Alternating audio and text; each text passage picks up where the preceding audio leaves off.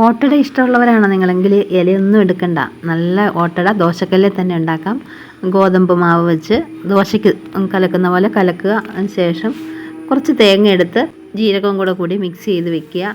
ഇനി ദോശമാവ് കല്ലിലേക്ക് പരത്തുക. പരത്തിയ ദോശമാവിലേക്ക് ഈ ഫില്ലിങ് വെക്കാം. അതായത് തേങ്ങയും ജീരകവും എല്ലാം കൂടി ഉള്ളത് അങ്ങ് നിരത്തി വെച്ചതിന് ശേഷം, ഇത് നമ്മൾ മധുരം ഇല്ലാത്ത അടയാണ് ഇത് ഉണ്ടാക്കുന്നത്.